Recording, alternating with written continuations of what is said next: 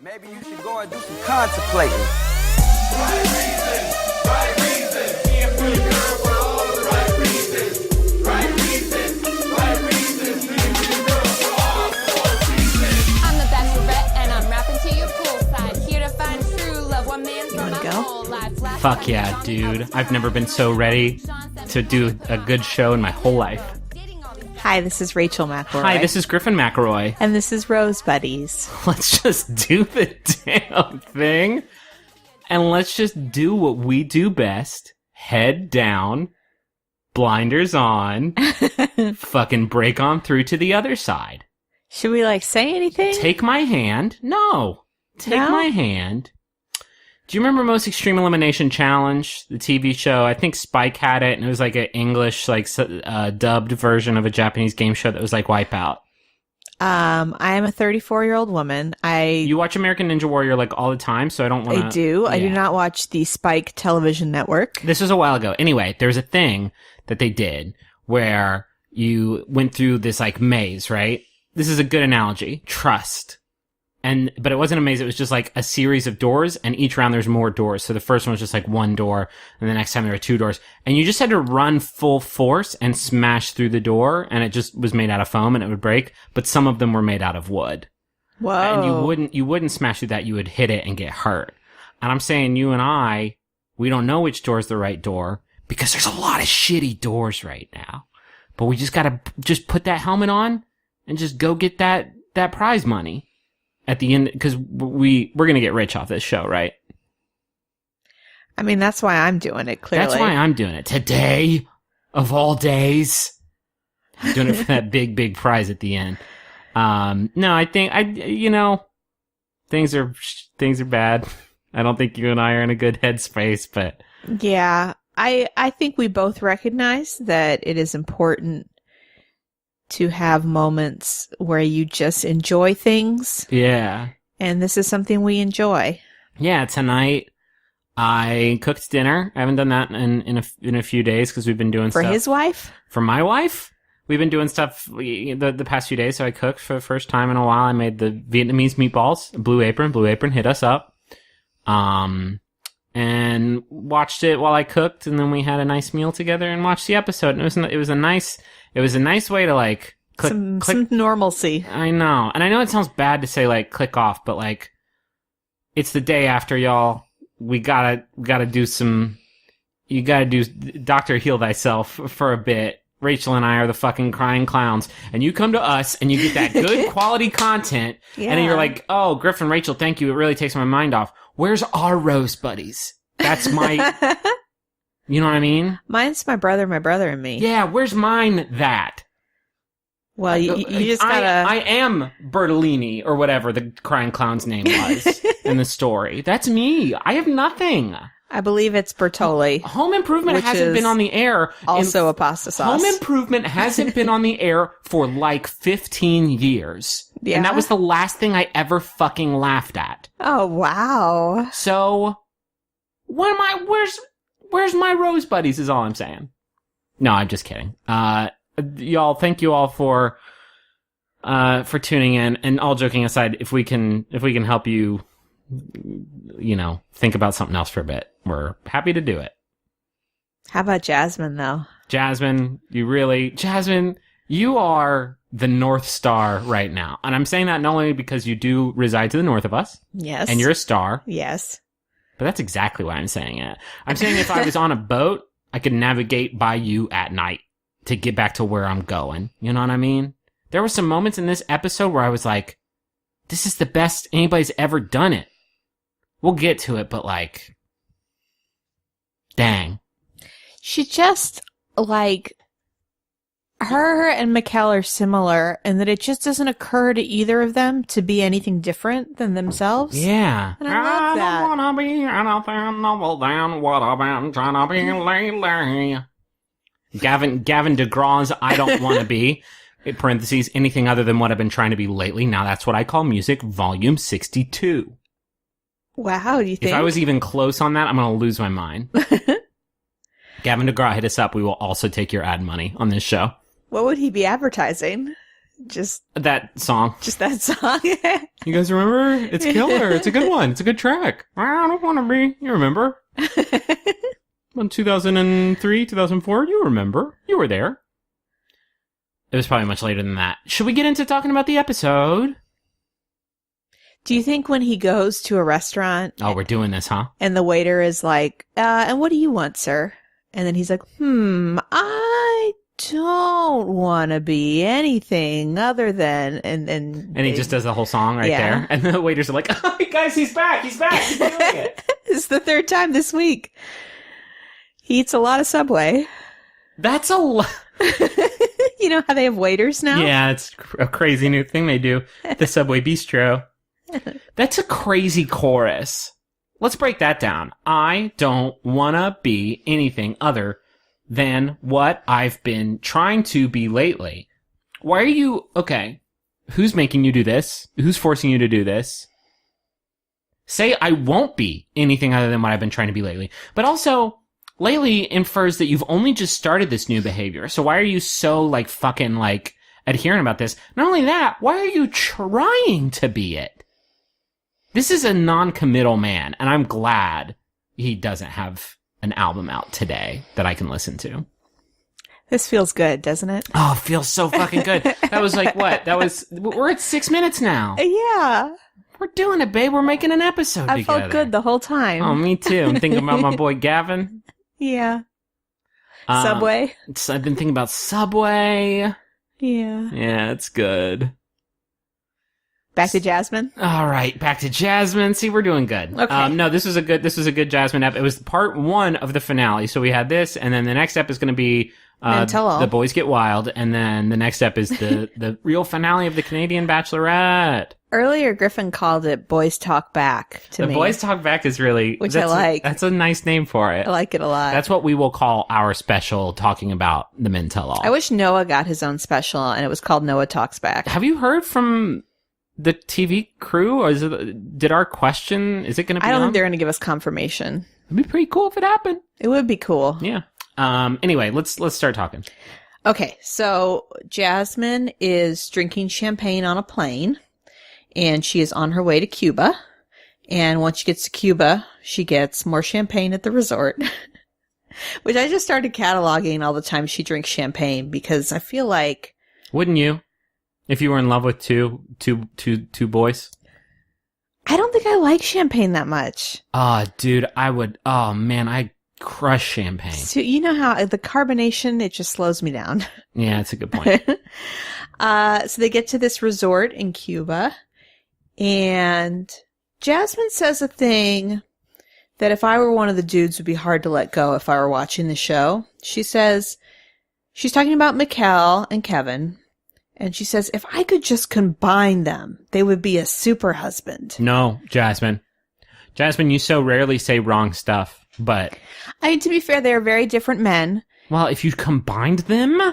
I know. Four arms, max, 4 legs... Extra, would the torso be double wide or double long? I didn't think about it. Double wide or double long? If you combine these men, I think it would be long like a giraffe's neck. I think that she wasn't speaking quite so literally. I think Kevin's head and face would be in the middle of the stomach like Krang, and Mikkel would get the top head. Digest that for a second. Oh, so it's not even like you're combining their features. You're just literally smushing them. Been smushed. Okay. Yeah. Here's now some strengths. Put the fuck out some fires. Build a helicopter out of nothing. This is a versatile boy. Mm-hmm. This boy can also eat 4 hot dogs at a time with his 4 great hands. And when he walks around, he does sound like a horse sounds. That's fun, but that's fun. Jasmine might like that. The thing I didn't like about it was that it implies that neither of them is exactly complete on their own, and it would just be great. It's not great, yeah. It would just be great if the two of them could be one. I guess person. I got kind of obsessed with the mental image. No, where would they even get clothes? Well, it would be like the big and tall and 2 of you. Big and tall and 2 of them. Oh. 2 big and tall. That store would have a very limited reach, I would think. I mean, if you have 4 arms, I think you could reach pretty fucking far. Also, double torso, you could change a light bulb and it wouldn't even be a big deal. Well, double... Oh, okay. Yes, that's what I was trying to get you to envision. You're not stacking them on top of each other necessarily. No. So four the legs legs on, are four like legs a on horse. the ground, like a horse's legs. And then the arms. The torsos, go straight up. The arms, I think, are kind of like Goro. Are they evenly spaced between the torsos, or are they Oh God, all... they'd have to. Okay. They'd have to be, wouldn't they? Okay. So. But the heads, what are the heads like? Are the they heads next are to each other? The heads are very bad. Are they next to each other? No. On the top torso? No, it's not a Zaphod Beeblebrock situation. I'm imagining a Krang. Sort of a Krang alignment. So somebody gets a head in the middle of the body. It's not such a bad deal because you are like regular head height at that point, probably. And then you just have like an extra dude above you. If you're thinking about it, you're thinking about it like, oh, Kevin would get a bad deal if he was the tummy man because he's only halfway down the totem pole. But I'm saying you could say that him being the tummy man means that he's just wearing a McKell hat. Can we just please talk about this for That is an hour? all I want to do. If you had to smush these two boys, how would you put these two boys together? Ass to ass. No, come on, Rachel. We were having fun. And you reversed a bad scene in the Dark movie. Sorry. Bad job. It demanded Poor itself. choice. It demanded itself. All right, now we have to move on, unfortunately. The two-boy bit is gone. I'm sorry I ruined it. Okay, so this is not unusual for the final two. She is kind of cataloging for us the story of both the men and what she likes about them. The thing she keeps hitting on with Kevin is that they have such an intense connection, but she worries about his hints of jealousy and whether he actually means what he says or he's just saying the right things.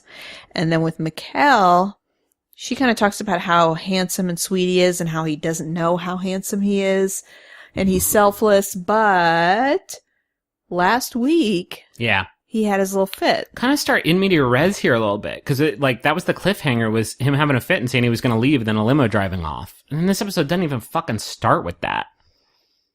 You know what I kind of wanted to talk about? Huh. Is this phenomenon that's so attractive, which is people being good looking or being incredible and not realizing that. You mean a phenomenon localized to the television franchise The Bachelor, Bachelorette? No. Haven't you ever heard that?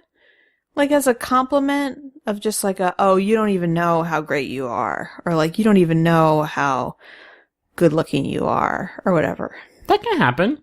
You don't think that's people No, I'm saying it's a common thing, but it's a weird compliment to receive. Because it's almost like... You have bad self-esteem.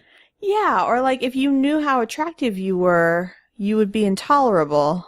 Or, on the other side, like...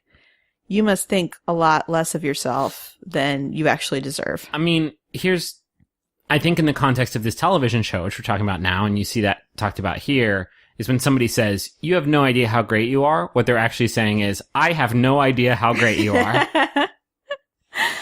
Well, and I think it's like a way of like saying like superlative. You have an infinite cap on your greatness.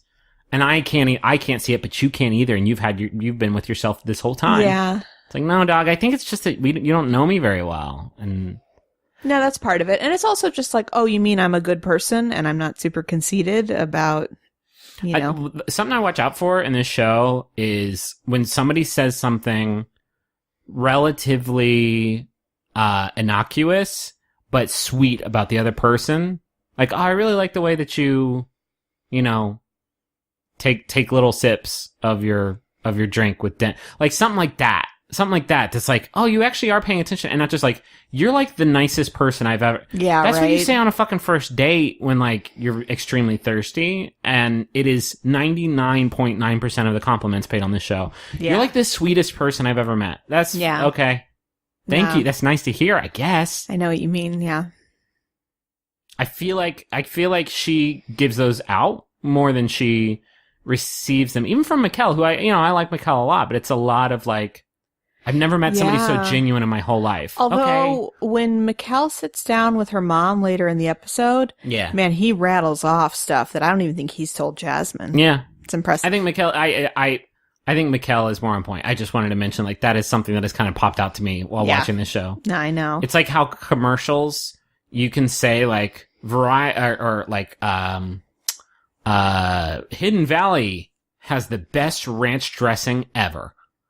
But you can't say Hidden Valley is better than this ranch dressing unless you have some sort of provable metric or survey data. Yeah. It's like that. It's like, you can say, Rachel, you are the best person alive. And I do believe that, but... Yeah, no, that's why it's always so hard to buy the romance, is that usually it's just like, oh, she's just so beautiful and just so sweet and so kind. And it just sounds so pat, you know? Yeah. Anyway, so we're in Cuba and she's going to go out with Mikkel first, and she wants to get kind of to the bottom of his little fit the previous week. And so they go out on a catamaran, which is a private catamaran. And they say the word catamaran about 100 times, yeah. A real catamaran? Which, have you ever been on a catamaran? I've never been on The Bachelor or Bachelorette, and that's the only time that anybody ever goes out on a catamaran, so unfortunately, no. I imagine people that live close to the ocean probably spend a lot of time on catamarans. Yeah, we'll get that catamaran dream going someday. I hope so. If I owned a catamaran, I would call it Catamaran Damacy. So Oh, that's nice. You know that one then. I've heard you say... Catamaran Damacy? Yeah, I've heard you say it. You'd like that game. You're a little boy, and you have a small ball, and then it rolls. And you roll and you pick things up, and the ball gets bigger, and the bigger the ball gets, the bigger things you can pick up until you're rolling up the sun. Yeah, you told me about that game. You'd be into it. I would like to play it. So they're out on the catamaran, and so she decides to talk to Mikkel and get to the bottom of his feelings. And he has a really hard time expressing himself. Yeah, so this is what I was talking about. Jasmine, like, stays with him, while Mikkel has a really hard time talking about why he was so upset. He's saying stuff like, it's just really hard. And it's a lot of emotions. So there's just a lot of emotions, and you have to be very vulnerable. And Jasmine's like, okay, what is it? What's bothering? Well, it's just like, I wasn't ready for how real it was going to get, and it's just very emotional. Well, and then he says something that I think is interesting. He's like, well, I don't want to put that on you. That's not fair. It's not your problem. I don't want to, like, put this on you. This is a thing that, like, I have to work out. And then so he's like building he's it up. Asking permission to be a bad communicator at that point. But Jasmine is like, explain to me explicitly what is wrong with you so we can talk about it. And finally he reveals, like, he's nervous about the idea of Fantasy Suite. He was hoping that Fantasy Suites wasn't going to happen because he's, like, really into her, and the thought of her spending the night with another dude, like, bums him out. Yeah. And finally she's like, thank you. I know. She's like, of course it does. That makes total sense to me. But, like, I've never seen this exchange on any version of The Bachelor from a Bachelor, a Bachelorette, American, Canadian, Australian, whatever. Well, maybe we need to go back and watch those early seasons, because maybe now it's just so expected. But he's thinking this is the first Bachelorette Canada. Maybe they won't do it. Because JoJo, I love JoJo, but if somebody was like, it's really emotional, she'd be like, okay. Yeah, it is very emotional. And then she'd tell the camera, like, I really wish she could have opened up to me in that moment. And Jasmine was like, open the fuck up, dog. Yeah. Jasmine kicks the door down. Yeah, they even have this moment where they both talk about how communication is really important, and she's like, well, you're kind of bad at it. Which I thought was nice. Yeah. I don't know, it's almost like he seems pretty good at it in a way, because he's always been really open with her about how he feels. But he is also the shy boy. He's the he's the very soft, shy boy, and I want to protect him very much, but, like, he doesn't speak out all that much. Well, and I think he's just afraid of looking bad. I think that's part of it. Like, But I also think, like, the way that it came out, because I don't know, you hear, like, he's not crazy about her spending the night with another dude in the Fantasy Suite. It's like, well, that's her prerogative, that's the fucking show, like, But that's, part of it makes me think, like, oh, he's actually really into her. Because the thought of, like, I'm really into you, please don't like go hook up with somebody else is like, I don't know, when you're, it's obviously not, they're not in a monogamous relationship. Obviously they're on a romance dating show, but like, I don't know, when I hear stuff like that and I see him sort of stumble over his words to tell her how he truly feels, like, I see that stuff, I'm like, oh wow, okay, this could actually be he could actually be like really into it. This might not be for play. He's not just like saying all the right shit. Yeah. I think when you say the wrong shit, it's like, wow, this guy's really tripping up. Yeah, no, I think that's true. I think he expresses a very real concern that most people would have. Yeah. And for some reason, it just takes him a really long time to do it. But they talk it out, but Jasmine isn't like, okay, I won't do it. Like, Jasmine never even shows a sign of like, okay, well then no fantasy suites then. She's just like, okay, thanks for telling me. Yeah. I'll keep that in mind. Glad we got to the bottom of that. Yeah. And then, so you were talking about like little things that somebody says that like reveal that they're really paying attention. Yeah. Jasmine says this thing that I just felt like it could have been really cliche, but she's talking to the camera after that moment and she says, being able to make Mikkel happy makes me feel really good. That's the fucking sweetest thing I've ever heard anybody say on this show before. Oh, well, and she's the Bachelorette. That's crazy. Like, there's no onus on her to, like, woo everybody. They're all wooing her. I love that moment. And it too. God, I hope they end up together. God, please. I know. The other thing didn't go so much the way I wanted it to. Please, please. Sometimes I wonder if we're being abstract enough that when we listen back to this 10 years from now, we'll be like, what happened on that day? How weird.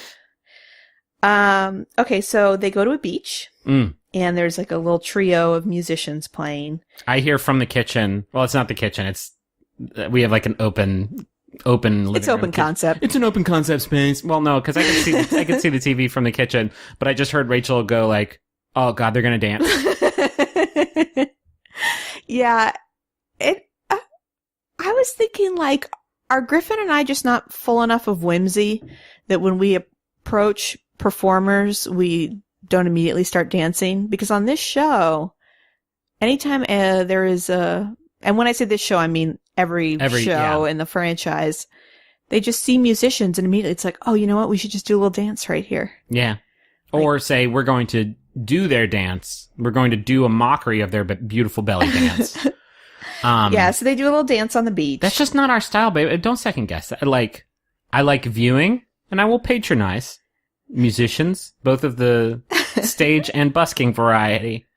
Well, and I just also, I worry that I prioritize food too much because I just saw that table and chairs on the beach all laid out. Yeah. And if I had just gotten into the sand and it was sunset and I saw a table with food on it, I'd be like, oh, how nice, there's musicians. And I would immediately go to that table and I would be thinking sit right down. I'd be thinking like sand fleas, beach gnats, there's some sort of aphid that is going to start congregating around this food, so we should get while the getting's good. Yeah, like I wouldn't want it to get cold. No.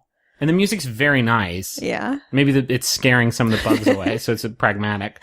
And then it's you and me, and so we would finish eating in like 7 minutes, and the band wouldn't even be finished playing yet. And there were never any aphids. There were never any aphids. We just wanted to eat that ham. So there's more champagne, of course. And then Jasmine just kind of unleashes like a string of compliments. Just talks about how thoughtful he is and how sweet and how she likes that about him and how he shouldn't feel like he has to change anything because she likes him exactly how he is. Not because he looks like Leonardo. Or that guy who played in Fargo. I think his name was Steve. You're going to get more copies of that CD. It's a good fucking CD. I'll take more. Send me, everybody Griffin, please don't send me any more copies of, now that's what I call music. I have one in the car and I have the insurance disc in case the first one breaks down. And it's all I listen to. So thank you folks who did send me Now That's What I Call Music Volume 3. And then there's a date card and I got really excited because I thought maybe there will be some variation in what the card says. Perhaps a more polite way of saying, y'all won't fuck. But it was exactly like word for literally word. Down to the word forgo. Should you choose to forgo your individual rooms. Yes. Of Fantasy Suite will be provided. Well, no, to you. like, You and have the join. right to a. Oh no, that's the.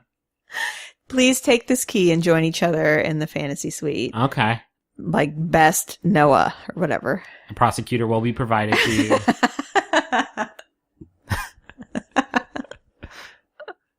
That's good. Do you think there's cops out there who are like, you have the right to remain silent? Should you choose to forgo your individual... Oh, shit. Now this arrest doesn't count. All right, get out of here. Damn it. Almost had him, too. Almost had him.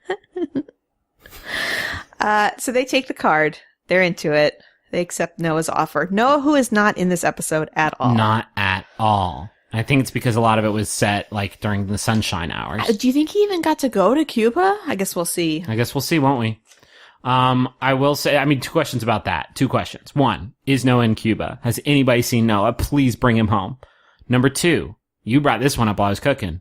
Who's the fucking Neil Lane this time? Is it Neil Lane? I can't wait to find that out. Because there's no reason why it couldn't be Neil Lane, except that if Neil Lane is in every international version of this television show, that's that dude's full-time job. Oh my gosh. How great would that be to just watch like a montage of Bachelor and Bachelorette around the world, and it's just Neil Lane every time. Uh-huh. Aging backwards. He would have to travel with like a retinue of armed body men, right? To protect. Well, he travels with a briefcase full of the most precious I feel like he gemstones. only ever has like 4 rings. That's like- what it was when I picked out your engagement ring. I went to the store and they had 4, and I was like, I'll take option C. Did the guy at the store sit down with you and like, so you really like her? What can you tell me about I don't her? think he did. He was less enthusiastic about our love as he was about his many, many rings. He was so great. Austin, Gallery Jewelers. Gallery Jewelers. Hit him up. They're going to give you the gemstones you crave. He's got some big dogs. He's got big dogs. I love it. It's just this dude who's extremely enthusiastic about his rings. He's got these big fucking dogs. They're nice dogs, though. But they look scary. They look scary, Which but they're is the sweet. point. They're sweet. So after their meal, or what we can assume was their meal, they walk out into the ocean and they make out, and there's sunset, and Jasmine tells us how it's sexy, how confident he is now. And then they go to the suite, which is just a bed. That's it. No, like, couch, hot tub, outdoor, It's not indoor. a suite then, huh? It's just kind of like a room. And we don't even get like a little tease of the two of them kind of foreplaying. We just get the light goes off. The light goes off. And then no next day shot either of them in No. robes with like her shoes on the ground or anything. You just, the lights go off and then you hear playing through a distant iPhone speaker, 1 week by the Bare Naked Ladies. Oh, God. Alanis Morissette, maybe? No, it's legally, it has to be 1 week. When you consummate. Has Like to be. in Cuba?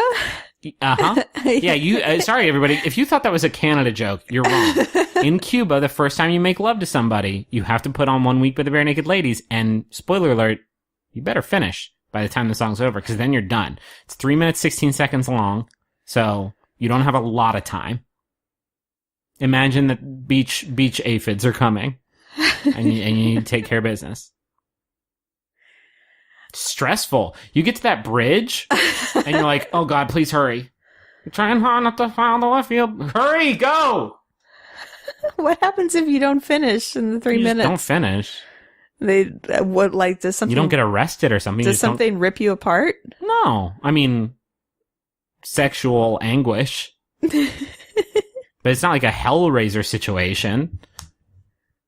You don't think all Cubans are having sex? What like putting their digits in a Hellraiser pain box and like trying to fuck to Bare Naked Ladies before time runs out? What happens when people hear that song outside of the bedroom? Yeah, great question. Do they just instantly become aroused? Uh-huh. Or very afraid, depending on how it went. There's a lot of questions I want to A lot of ask about stuff that, you but I wanna don't. ask, but you don't. I don't really want to get into it. I don't. We think. also are going so slow through this I episode. know. It's like quicksand. I'm just enjoying your company. I Me think. too. We never look at each other anymore. Okay, Kevin's date. Oh boy, Kevin's date. Kevin's date. So she is in a car. They make a big deal out of the classic cars in Cuba. That's a big deal there. Yeah, why is that? I don't know. I like, the dumb part of my brain thinks it's like there was just some sort of trade agreement because there's been like an embargo there for so long that maybe they just like have these, they don't get a bunch of cars shipped, but that's stupid. That can't possibly be the real So they're all answer. driving around old cars and watching like old. It can't possibly Disney be the right movies? answer. I'll be on. I will. I bet the Disney Vault is fully accessible there year round. Oh shit, maybe. I don't know. I genuinely, legitimately don't know. But I dig it. I dig those old ass gigantic tank cars. So they get taken to a street in Old Havana, and they talk a little bit about her family visit with Kevin's mom and brother. How it was a fucking disaster. Yeah, and here's the thing that was interesting. He doesn't really ever apologize because Jasmine makes very clear that it was, quote, challenging for her. And he at no point seems to feel bad that she had been so uncomfortable. And just kind of says, oh yeah, well, I think she's a little skeptical, but, they trust my judgment, and I'm an adult. So, I think it's fine. I don't know that he had to apologize. Like, maybe, sorry, my family didn't like you is like a weird. No, but like if I went to meet your family and they grilled me and made me uncomfortable, Yeah. wouldn't you be like, Yeah, hey, sure. I'm sorry that that was like that for you? Like, I'm not saying you have to apologize for your mom, but like, if the experience is not It pleasant. was not great, yeah. Yeah. So anyway, so they walk into a square and there is a fortune teller. Oh, fuck.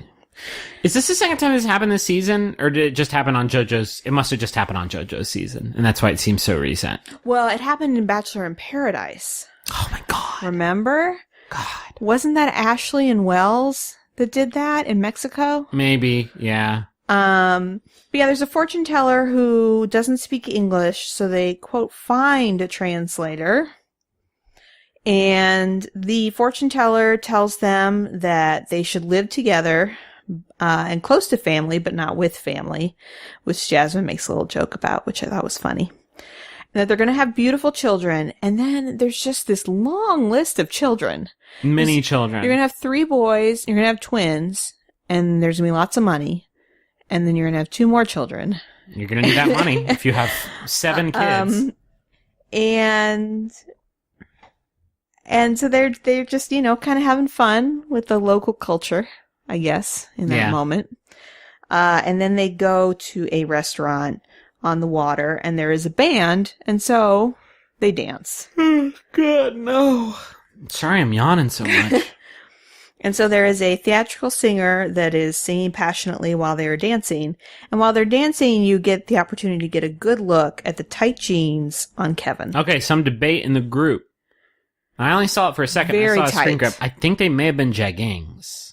Yeah, they had a spandexy quality. Yeah, because they were fucking jeggings. They were cuffed jeggings. Yeah. If they were not cuffed jeggings, these jeans had been grafted onto this boy.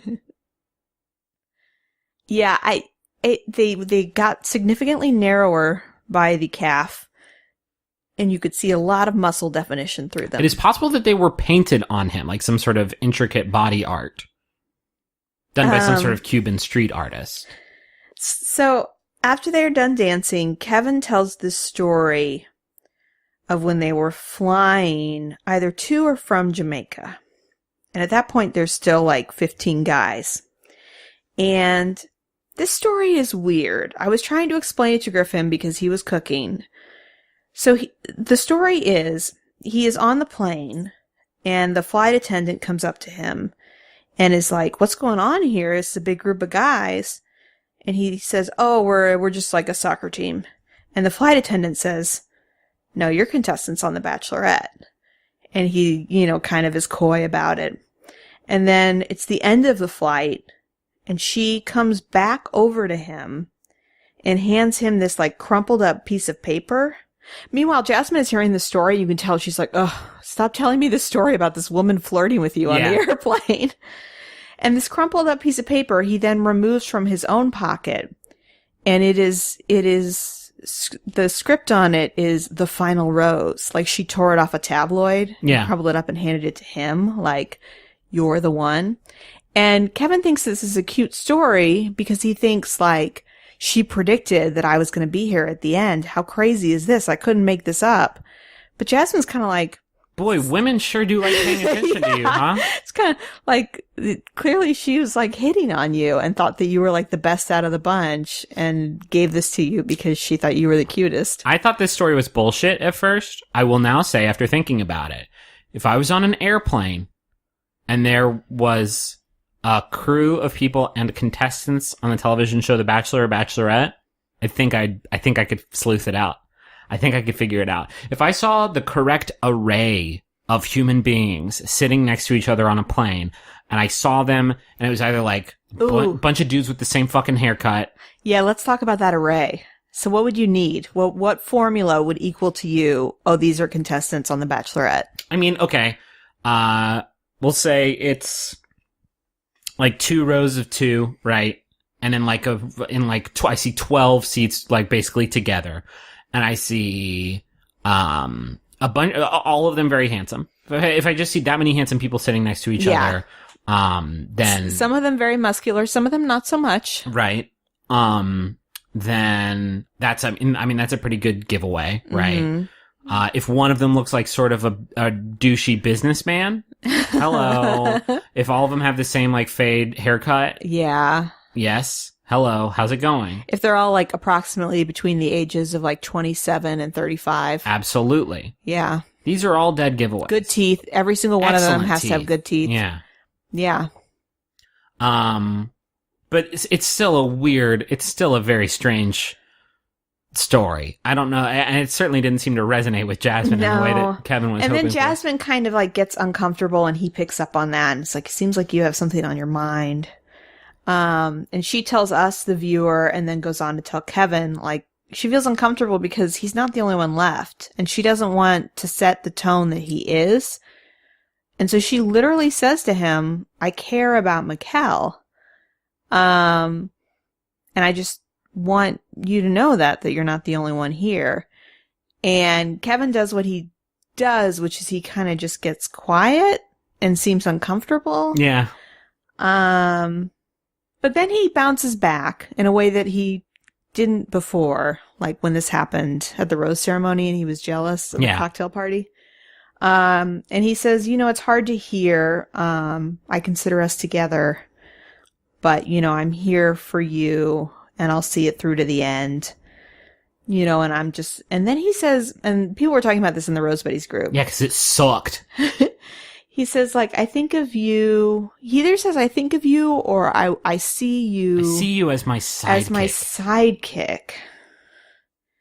That's a miserable way to describe anybody. I don't think he had any ill intent. I think he was trying to be cute. It is a fairly innocuous, but it's also like, unless you're talking about fucking Andy Richter, Boy Wonder Dick Grayson, like, yeah, it's not something you say about a romantic partner. It's not a cool thing to say. Yeah.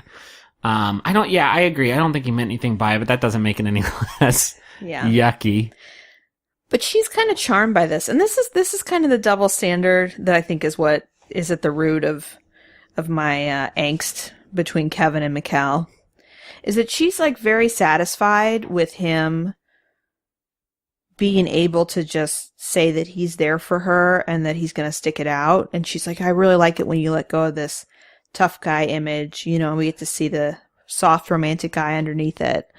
Like, if you want a soft boy, might I direct you to the softest lad in the game, the softest in the set. Yeah, it's tricky because Kevin is one of those guys that really rewards you the more you get to know him, and so you feel like, oh, I'm really getting somewhere. He's really letting me in. Whereas Mikkel, just day one, is like, hey, this is how I feel. I also think our barometer's fucked up, because if Kevin was on JoJo's season, making it to, like, the final 6 or whatever, I'd probably be into Kevin. No, that's actually very true. But this has been like, aside from a few stinkeroos, it's been a good batch of boys. Yeah. Been saying that from the start.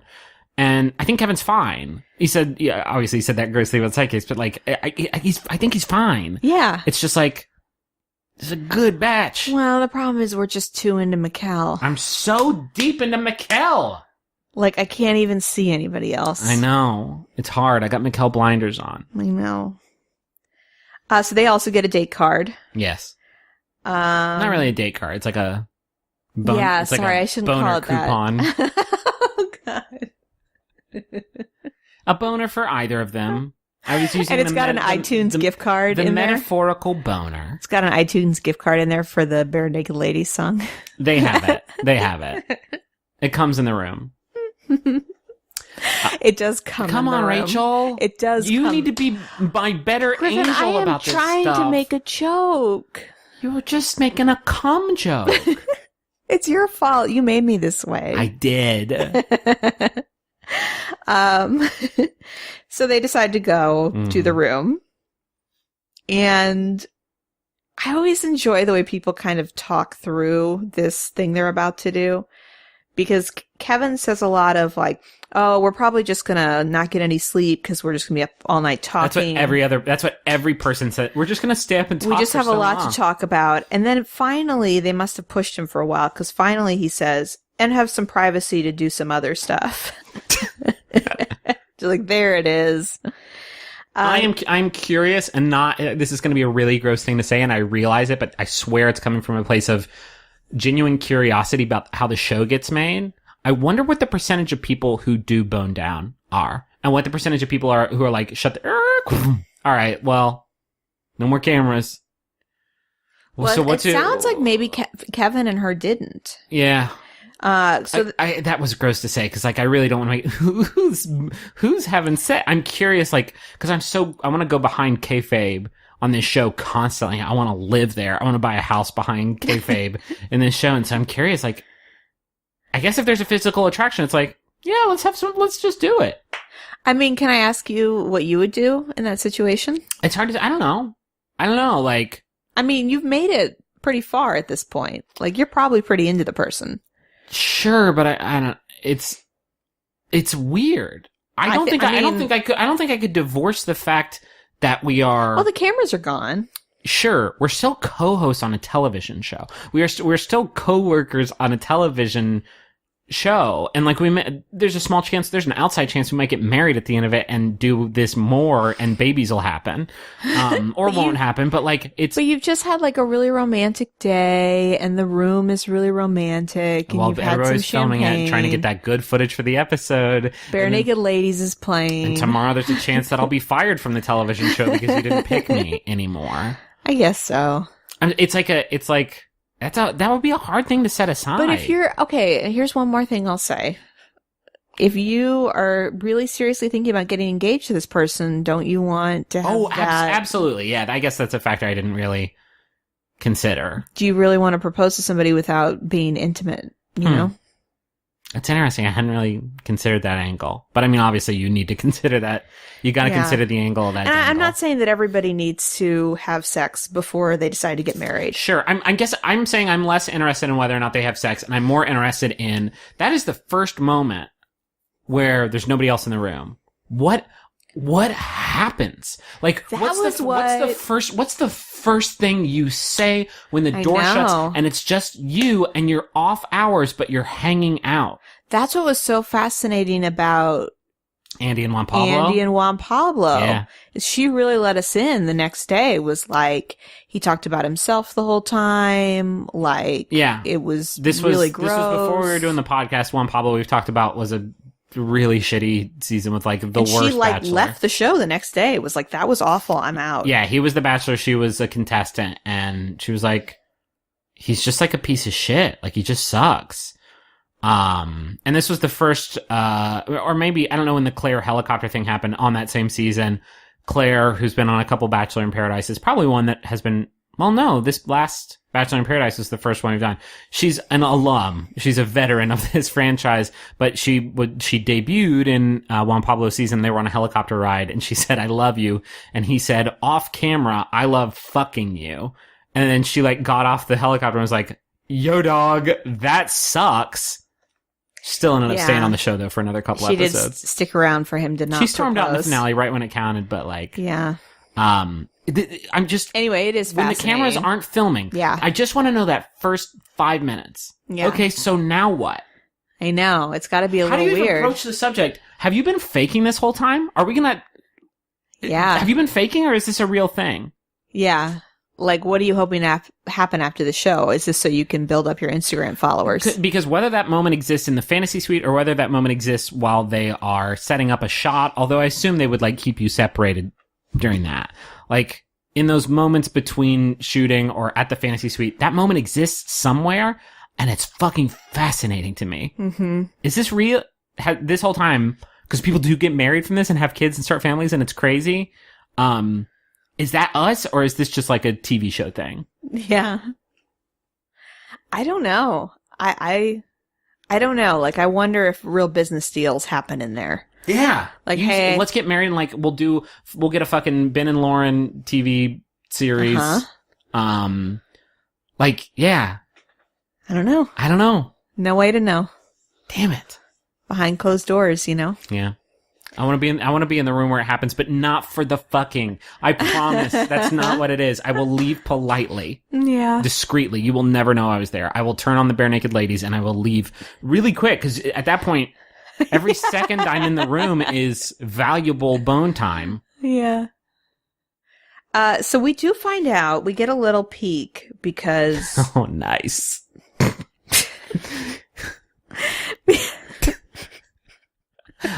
Oh, sick. because Jasmine says that they actually get into an argument. So she tells us the next day discussion got kind of intense and emotional and heated, and he left. And He said the date had been ruined, and then he left. yeah. But then he came back. But then he came back later and apologized, and they still had an amazing night. And it just kind of added to her fears that he won't stick around when things get tough. Based on the empirical evidence that he's done it like 3 times. Yeah. He's done it like 3 times in 8 weeks, 9 weeks. She said, I wrote this down, and I don't want to quote it if it's not right, but she said something like the discussion we had got him kind of insecure, and it got emotional and heated, and he left.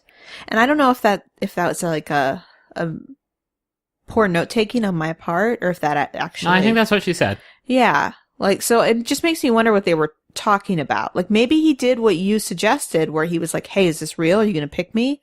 And she might have still been like, Yeah, sure. I don't know. And then he's like, how can you not know? And I don't know. That's all speculation. We got to get to the family visits. Okay, so it is time to meet Jasmine's mom, Linda, her sister, Jade, and her friend, Laura Lee. We met the first 2 in the first episode when we learned everything about the shining North Star that is Jasmine.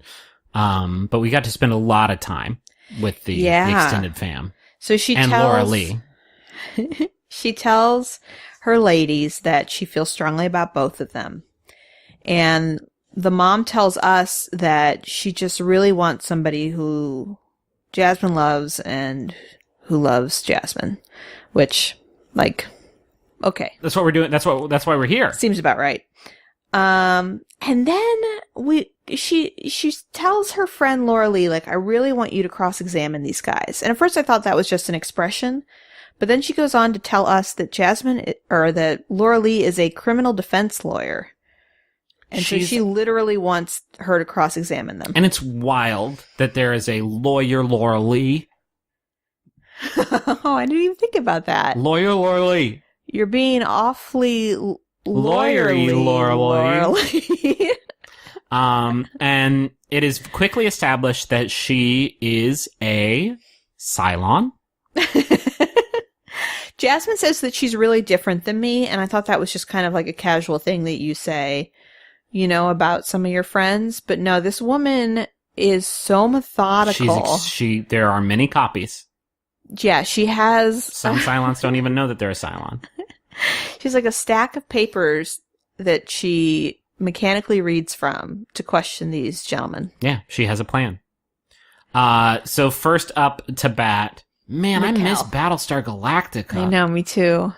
Now that you started talking about it. Yeah, Mikkel is first. Mikkel shows up. He's got his jeans rolled up in capri fashion again, so we know he's ready to party. Mm-hmm. Or to go crabbing. You know what I noticed? What? So... Beautiful legs? Beautiful hairless legs? Are they hairless? I don't know. I don't think they're I don't pay hairless. attention. Whenever the dudes meet the family on the American Bachelorette, I think they always bring a gift. Interesting.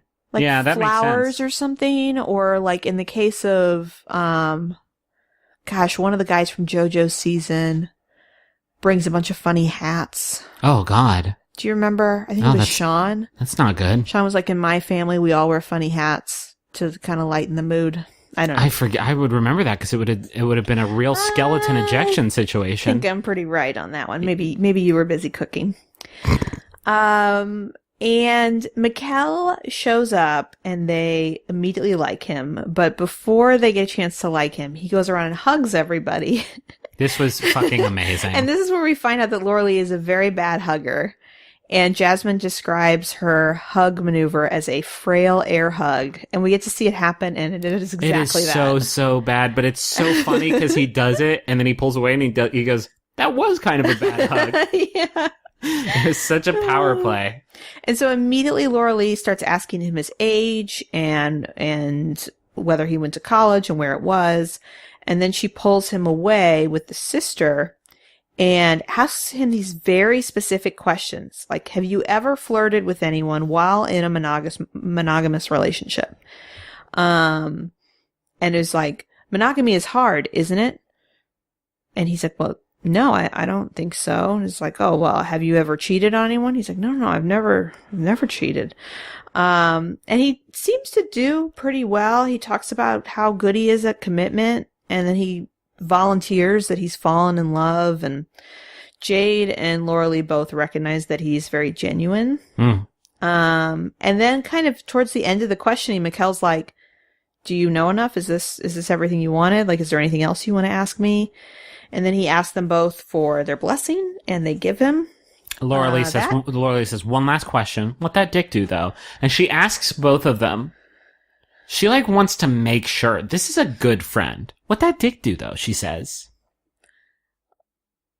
That phrasing makes me wonder if she, wanted to know specifically what do penises do.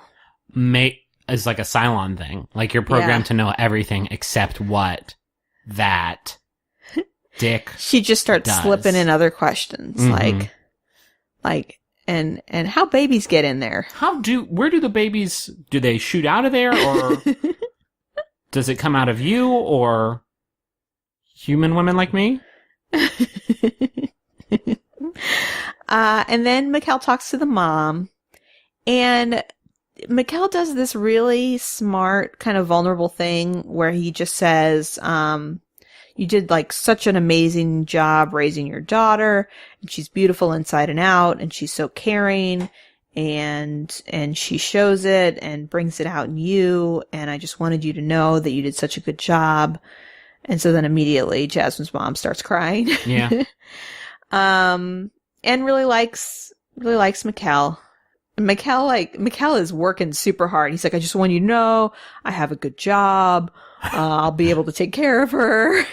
He is going hard. Yeah. And she just says, I just care that you're good to her. Nothing else matters to me. I can tell you're an honest person. And she gives her blessing. All right. And Mikkel tells us, I really took care of business in there. Again, kind of a weird way of putting it, but fine. And so Jasmine regroups with the ladies, and they're like, oh, he seems really honest and super nice and genuine. And Jasmine's friend, Laura Lee, says, I give him a positive assessment. And then somebody spills water on her, and then she short circuits. And she short circuits, and it's so sad, like the movie Short Circuit. Kevin shows up And immediately all these like sirens start to go off because both Jade and Jasmine's mom are like, yeah, this looks like her type. Like, I just got that her name is Jasmine, her sister's name is Jade. There's a real Steven Universe situation happening over there in that family. Yeah, they talk about how good looking and charismatic he is.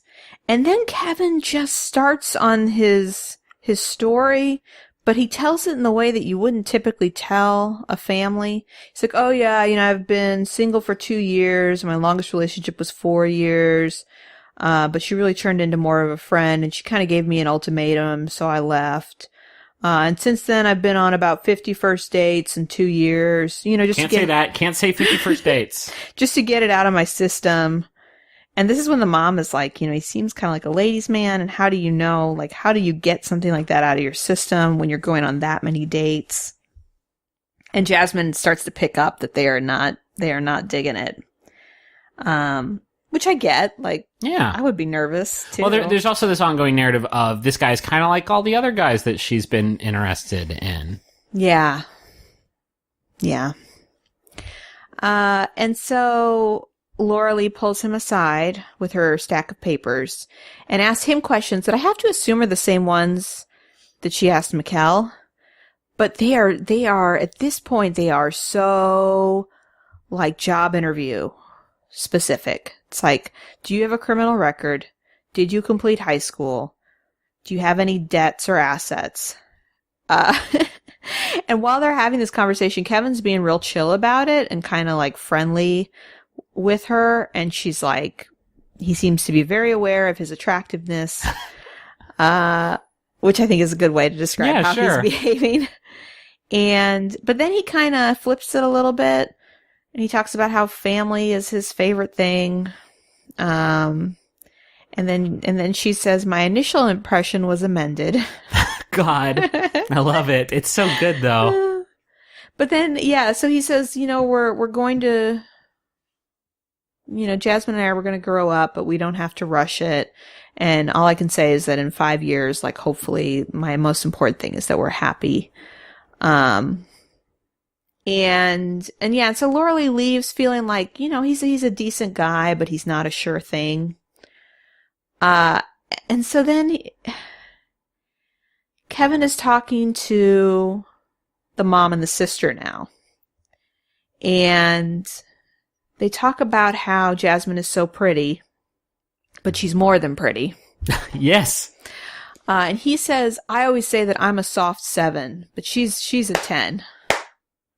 Sir, you are a hard 8 to 9. Sir. Soft 7? Soft 7. You are a firm 8 or a firm 9. I just get nervous when attractive people say stuff like that. Like, oh yeah, I'm probably just like a 7. I'm like, oh That would my mean God. I'm a 0.9. What does that make the rest of us? I'm a 0.3. And Jade gets kind of uncomfortable with his confidence because he just kind of talks in a way that suggests that he thinks he's winning this whole thing. And the mom, Because he says as much. He says like, yeah, I just feel like she's been giving me signals, and I just have this feeling like it's gonna be me. yeah. And the mom is skeptical that he's ready to settle down. And Kevin does care about her. Yeah, and, sure. And they do notice that. No, I don't want to throw shade on like how he feels about Jasmine. I'm saying he did not do a good job in this job interview. No. With the rest of the fam. No. And so he says, like, she really wants me to be happy, and this is different than most relationships in that we're kind of starting at the hard part.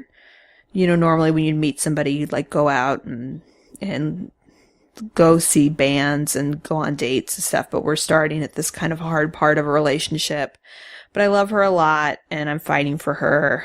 And I want good things for her. And then he asks for their permission, and they give like a really good answer. They're like, well, if she chooses you, for sure, we trust her, and we believe that you love her, and if she picks you, then we're happy for her. It's kind of a weird way to put it, though, right? Because they're both going to propose no matter what. Yeah, no, I It's know. kind of like a Schrodinger's cat thing. Because if he proposes and she says no, then he didn't have the parents' permission. But if they propose and she says yes, then they do have permission. It's a thinker, isn't it? Yeah, well, It's only by observing the proposal that they're you... saying more like whoever Jasmine picks, we're going to support Jasmine because we trust her. But they're saying, they're asking permission to do the act of proposing. And until you witness the proposal, before you witness, it's not quantum locked, is what I'm saying. There's a lot of interesting science in this show. Not a lot of people realize that. I don't think that's true. I think that's 100% true. Okay. So when he leaves, they debrief and they kind of express their concerns. They say like, yeah, he is very much in love with you. But he seems less caring than Mikkel. And she said, yeah, no, I totally agree with you. She's like, I feel like I click more with Kevin right away, but that I would get more support from Mikkel. She also says that she feels like Mikkel is catching up. And I hear that and I'm like, what the fuck, dog? Yeah, that she had this instant chemistry with Kevin and that Mikkel and her have just started to get there. That's a bummer. And that's when Jasmine's sister says, like, Kevin seems like the kind of guy that she'd be into now and that she's kind of having a fling with. And Mikkel seems more like the guy that would be there at the end. Which, like, if they don't end up together, that's intense. Yeah, I know. Is that it? That's it. Oh, hey, we finished. That's all I wrote down. So we get a teaser for Men Tell All, but we don't know what happens finale part 2. It's a lot of Drew business. Yeah. It's going to be a lot of Drew business. Although we do get a clip of Jasmine thanking inventor Chris for speaking out about Drew that one time. She was like, you're the only one that had my back. That's the only clip we saw. And I was like, hey, that's nice recognition. Yeah, there seems to be some like angst between the dudes, but it's hard to tell what exactly they're fighting about. I mean, it's Drew and Chris. Is that how you remember? You don't remember because it was stupid. And it lasted like 3 episodes. Oh no, I remember the beef. Yeah. I'm just saying that there appears to be a lot of beef on Men Tell All, and There's always beef on Men Tell All, babe. It's a regular hibachi. You know, they throw the beef right up on the table and make you look at the beef. Think about the beef. So I wanted to thank some of our fans. Let's thank some fans for sending us gifts. Specifically, I want to thank Joanne Burrows, and I wanted to thank Carolyn and Cass, and I also wanted to thank Jan. That's her name. It's a question mark. It's Jan. Thank you. Very small handwriting. It's whoever sent us. So somebody sent us a nice like little baby wrap It's either garment. Jan or Jam. Someone sent us a nice little baby wrap. We also got a very adorable knit baby hat.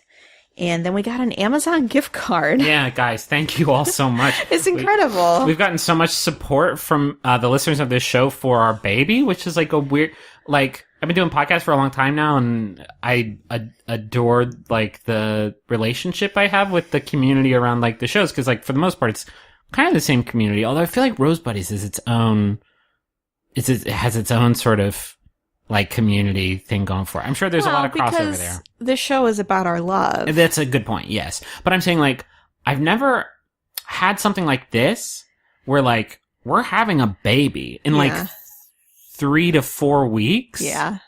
And, like, our nursery is done, and a lot of stuff in there came from the people who listen to our podcast. I know. And I'm not saying I doubted your generosity or anything like that, but it is manifest, and it has, like, filled our needs in, like, a very real way. And, like, it's weird, and it is, like, awe-inspiring, and I cannot tell you how much I appreciate it. The fact that Griffin mentioned that he wanted that now, that's what I call Music 3. We got 2 fucking copies. And he copies. got 2 copies within a week. And now I'll be able to, like, let our baby boy grow up listening to just the best tunes. Yeah. Seriously, you all are absolutely amazing. Like, I don't want to dwell on the bad stuff that's happening right now, but, like, the point of light has been, like, everybody sort of coming together and saying, how much they have sort of been able to tune the bad stuff out, because of the stuff that we do. And it's very selfish of me to say that, but it's like the only thing that's made me feel like not an ineffectual, worthless piece of shit, which is, I think, a feeling that maybe a lot of us are struggling with right now after the election, is that. And so, like, just the support that you all constantly give us, I would be lost without it. So thank you. No, that's very true. And it's taken something that I think was kind of a guilty pleasure for us and turned it into something kind of significant. It already kind of was, right? Like, because we were watching with our group of friends, and it was like this thing that our community, our local community, would get together on. And I always thought that was a really special thing. And I didn't think, when we started doing the podcast even, I didn't think it was going to maintain that level of specialness, but expand in the way that it has to as big a group of people who are still as, like, genuinely amazing as it has. So, like, yeah, it's something really special, and we love you guys, and thank you all very much. Thank you. Yeah, thank you very much. Do you want to sign off? Sure. See you next week with when the boys talk back. The boys episode 5, The Boys Strike Back. Till then, you want to start it this time? Yeah. Ooh! I'm Rachel McElroy. I'm Griffin McElroy. When you're ready. Can you be a little bit more confident about it? Just like, when you're ready. That's not how you do it. Wait, let's try it one more time. Okay. I'm Rachel McElroy. I'm Griffin McElroy. When you're ready. Was that good? I don't know how to be confident without sounding mean. Final rose. Stay with us on this journey of joy. Spoiler alert. She ends up with Soldier Boy. Right reasons, right reasons.